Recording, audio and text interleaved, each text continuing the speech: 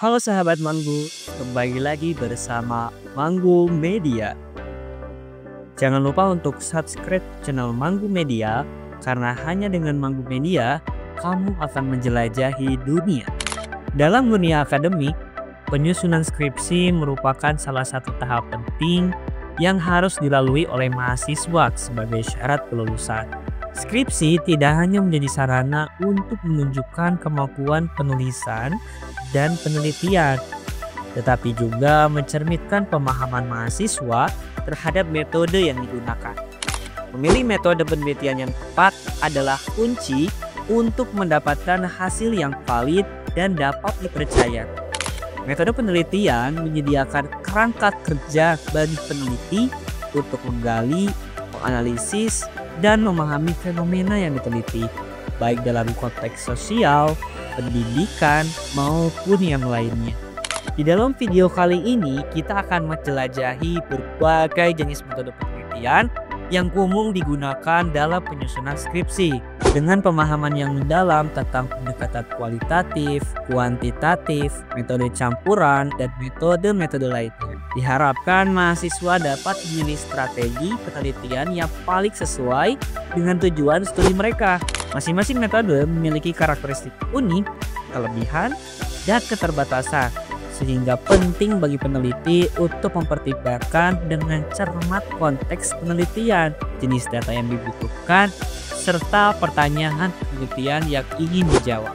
Oke, tanpa basa-basi, yuk kita bahas.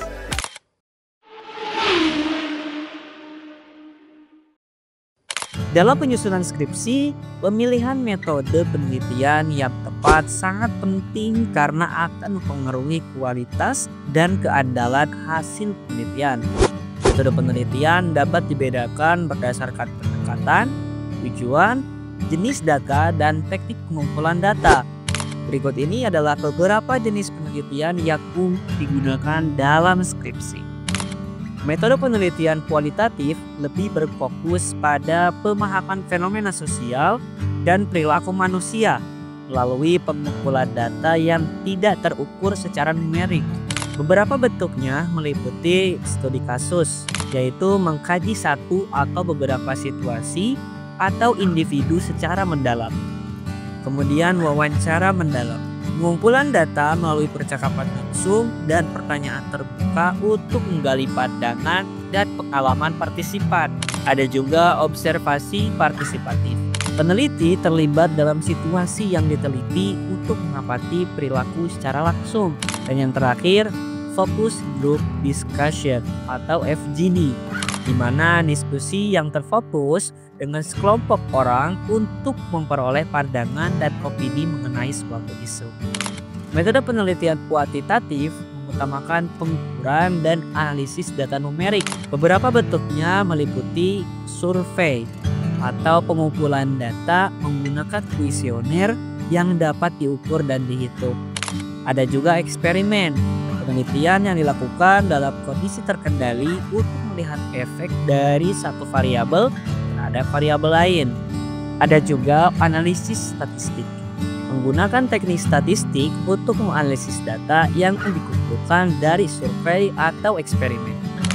Dan yang terakhir, pengukuran dan observasi terstruktur, pengamatan yang dilakukan dengan alat ukur yang sudah ditentukan sebelumnya untuk mendapatkan data yang konsisten.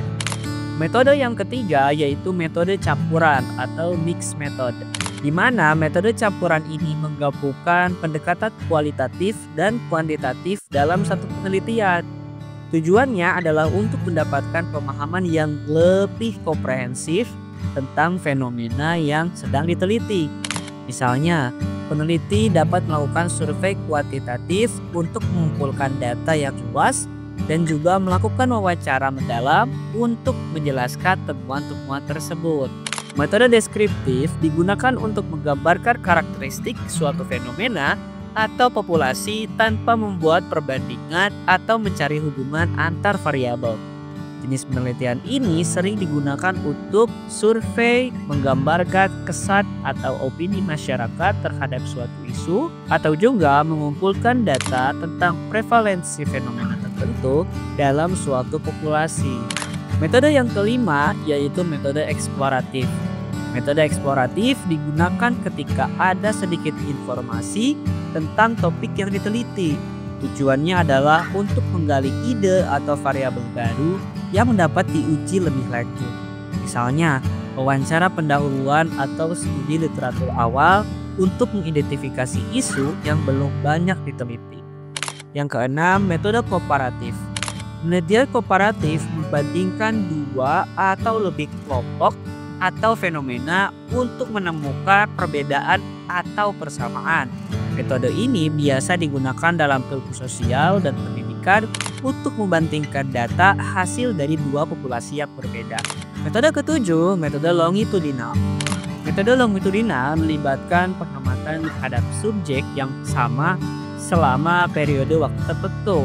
Pendekatan ini dapat memberikan wawasan tentang perubahan, perkembangan, atau tren yang sedang terjadi.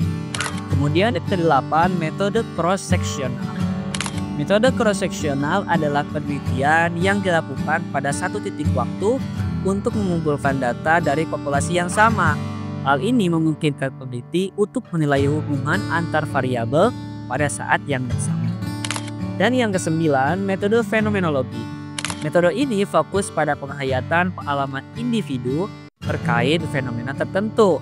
Peneliti berusaha memahami persepsi dan makna yang diberikan individu terhadap pengalaman mereka. Pemilihan metode penelitian untuk skripsi harus disesuaikan dengan tujuan penelitian, jenis data yang diperlukan, dan karakteristik fenomena yang akan diteliti. Setiap metode memiliki kelebihan dan keterbatasannya masing-masing.